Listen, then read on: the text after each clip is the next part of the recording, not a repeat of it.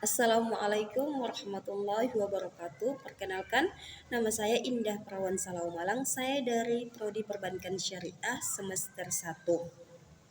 Di sini saya akan menjelaskan soal ujian fikih muamalah tentang akad, rukun dan syarat dan pendapat para ulama dan praktik di perbankan syariah itu seperti apa. Baik, langsung saja kita mulai penjelasannya. Baik, yang pertama adalah bai tawaruk.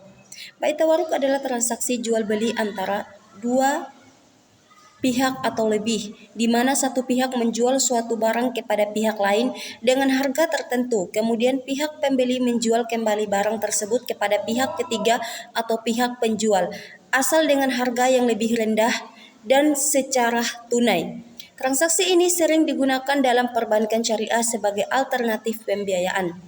Rukun-rukun syarat tawaruk melibatkan adanya penjualan suatu barang, pembayaran harga secara tunai, dan sifat kesinambungan antara transaksi jual beli awal dan akhir.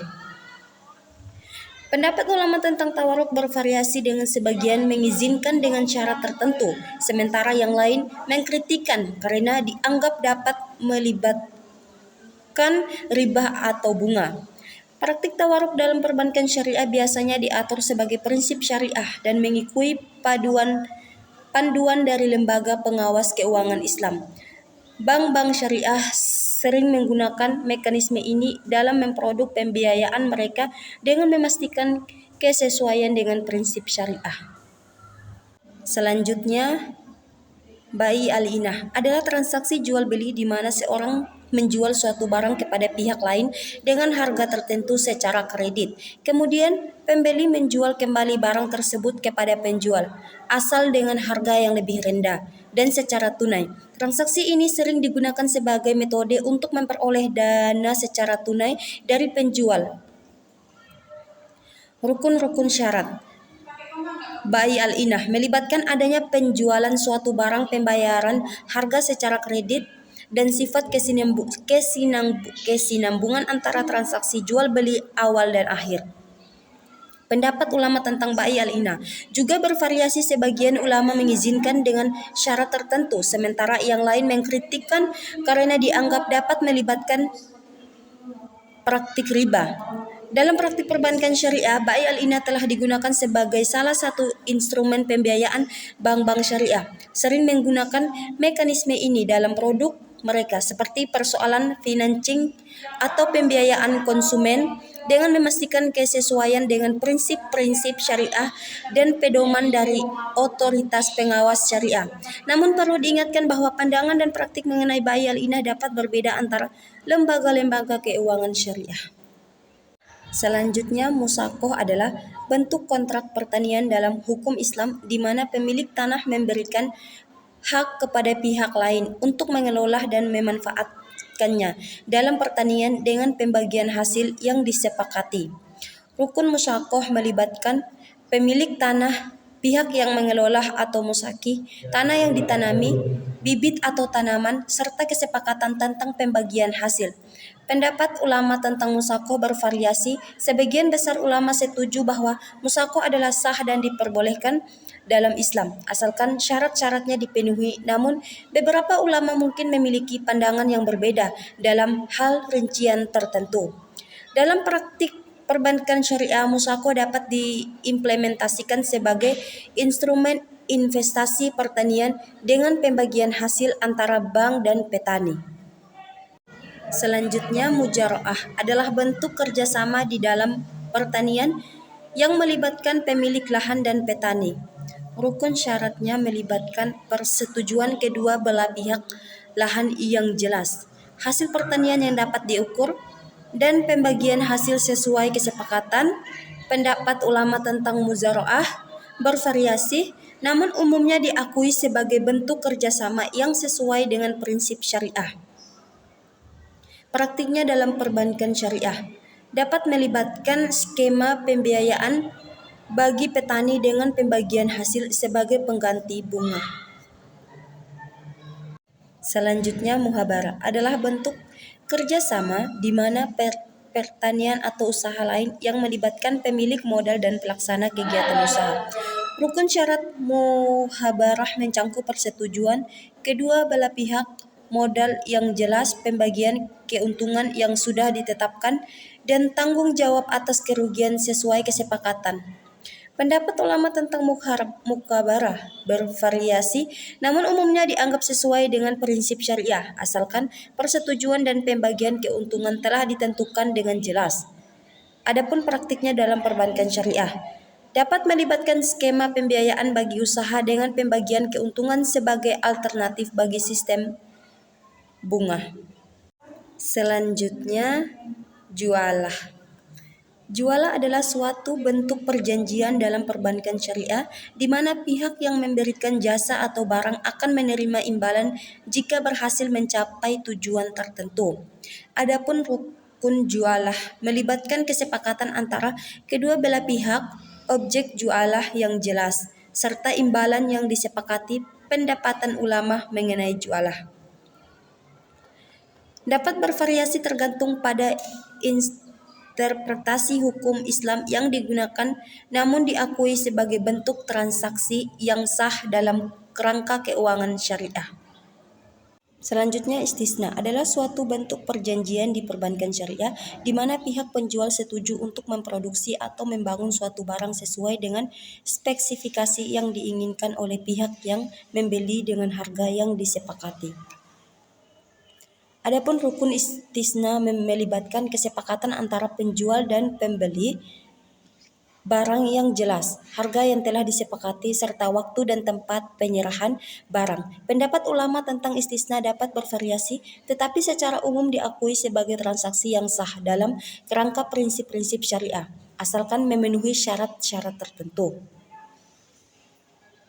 Dalam praktik perbankan syariah, istisna sering digunakan dalam pembiayaan proyek konstruksi atau produksi barang yang membutuhkan spesifikasi khusus. Transaksi istisna dapat memberikan fleksibilitas dalam memenuhi kebutuhan finansial yang sesuai dengan prinsip syariah. Berikutnya, akad as-salam adalah transaksi jual beli di dalam perbankan syariah yang melibatkan penyerahan barang di masa mendatang dengan pembayaran segera. Adapun rukun syarat as-salam melibatkan penyerahan, pembayaran, harga, dan persetujuan kedua belah pihak. Pendapat ulama terkait akad as-salam bervariasi, namun umumnya diakui sebagai transaksi syariah.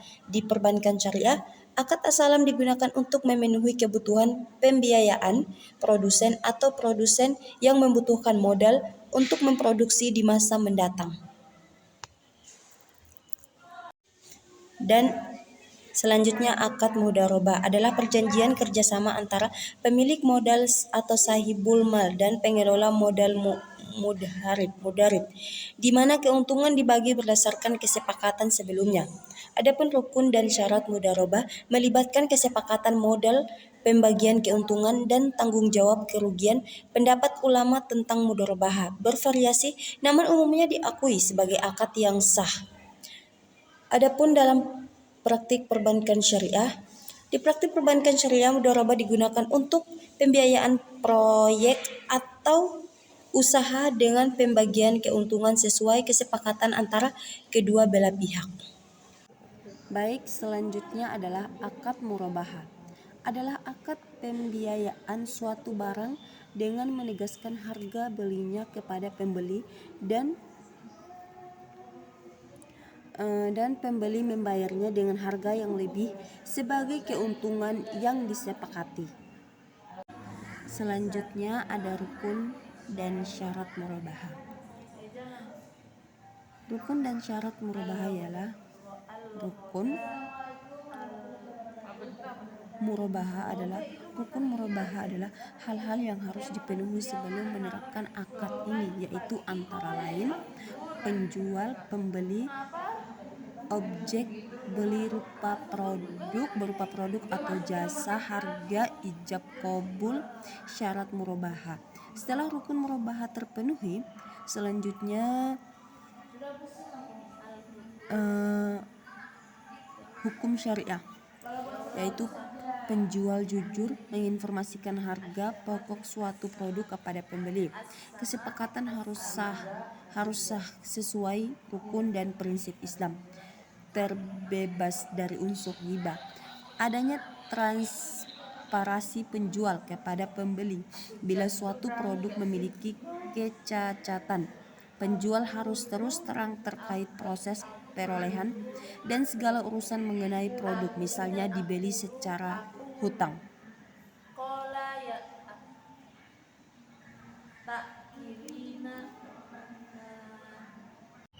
Selanjutnya, pendapat para ulama.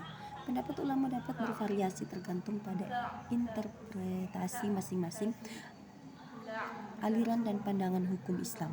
Namun, secara umum, murabahah dianggap sah dalam transaksi perdagangan asalkan mematuhi prinsip syariah seperti keadilan dan ketidakpembelian barang yang haram. Jika Anda memiliki pertanyaan lebih spektif, silakan ditanyakan.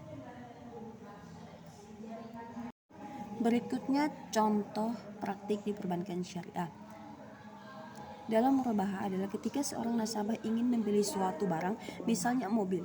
Bank syariah akan membeli mobil tersebut dan kemudian menjualnya kembali kepada nasabah dengan harga yang disepakati, termasuk keuntungan yang telah ditetapkan sebelumnya dalam bentuk angsuran. Sesuai dengan kesepakatan ini merupakan contoh transaksi murabahah di dalam perbankan syariah. Selanjutnya, akad sarf. Merujuk pada perjanjian pertukaran yang melibatkan mata uang seperti jual beli valuta asing. Adapun rukun dan syarat sarf. Rukun dan syarat sarf adalah melibatkan adanya objek jual beli yang jelas, kesepakatan antara kedua belah pihak, serta transaksi dilakukan secara tunai dan segera. Selanjutnya, pandangan para ulama. Pendapat para ulama tentang sarf atau pertukaran mata uang bisa bervariasi. Beberapa ulama sepakat bahwa sarf dalam Islam adalah sah dan diperbolehkan asalkan transaksi dilakukan dengan prinsip keadilan dan tidak melibatkan riba. Namun ada juga perbedaan pendapat di kalangan ulama terkait detail dan aspek-aspek tertentu dalam transaksi sarf. Penting untuk mencari pandangan dari sumber-sumber yang dapat diandalkan dan berkonsultasi dengan ulama yang ahli dalam ilmu ekonomi Islam untuk mendapatkan pandangan yang lebih komprehensif. Baik, selanjutnya IMBT adalah singkatan dari Ijarah Muntahiyah Bitamlik, suatu bentuk kontrak dalam perbankan syariah yang melibatkan penyewaan atau penggunaan suatu aset dengan opsi pembelian pada akhir kontrak. Rukun syarat IMBT melibatkan kesepakatan antara penyewa dan bank terkait masa sewa, harga sewa, dan opsi pembelian. Adapun pendapat para ulama mengenai IMBT bervariasi. Sebagian setuju dengan penggunaannya, menganggapnya sesuai prinsip syariah, sementara yang lain mempertanyakan aspek-aspek tertentu yang mungkin meragukan keabsahan syariatnya. Contoh praktik perbankan syariah IMBT dapat mencakup transaksi properti, kendaraan, atau aset lainnya. Penting untuk memahami ketentuan-ketentuan kontrak dan memastikan kepatuhan terhadap prinsip-prinsip syariah dalam setiap transaksi IMBT. Berikutnya, akad musyarakah. Akad musyarakah adalah bentuk kerjasama antara dua pihak atau lebih yang berbagi modal kerja dan keuntungan sesuai dengan kesepakatan dalam konteks perbankan syariah. Musyarakah digunakan sebagai salah satu model pembiayaan yang berlandaskan prinsip keadilan dan kerjasama. Adapun rukun dan syarat akad. Masyarakat mencangkup kesepakatan para pihak mengenai modal, pembagian keuntungan, dan peran masing-masing pihak dalam pengelolaan bisnis atau proyek bersama. Selanjutnya, pendapat ulama terkait musyarakah bervariasi. Sebagian ulama mendukungnya karena sesuai dengan prinsip keadilan dan saling berbagi risiko. Sementara yang